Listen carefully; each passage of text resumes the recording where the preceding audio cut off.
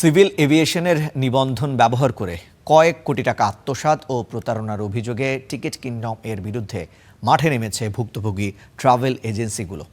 বিকেলে জাতীয় প্রেস ক্লাবে এক সংবাদ সম্মেলনে প্রতিষ্ঠানটির মালিক আইরিন আক্তার ও তার পরিবারের বিরুদ্ধে এই জালিয়াতির অভিযোগ তোলে ভুক্তভোগীরা। অভিযোগ করা হয়, B2B চুক্তির আড়ালে আইরিন আক্তার ও তার পরিবার ট্রাভেল এজেন্সি এবং হজ যাত্রীদের টিকিটের টাকা হাতিয়ে নেয়।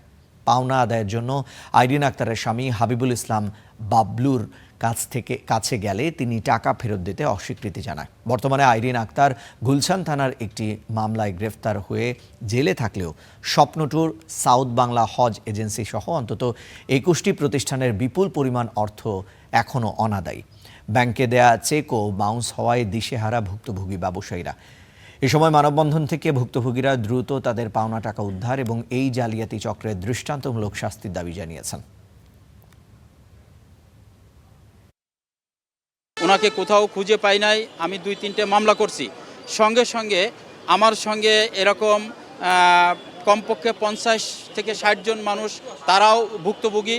সব মিলে ২০ থেকে ২৫ কোটি টাকা। তাকে আর খুঁজে পাচ্ছিলাম না। অনেকদিন পরে খবর পেলাম সে জেলে আটকে আছে। আমরা সরকারের সহযোগিতা চাই, সরকার যেন আমাদের এই টাকা উদ্ধারের ক্ষেত্রে সহযোগিতা করে।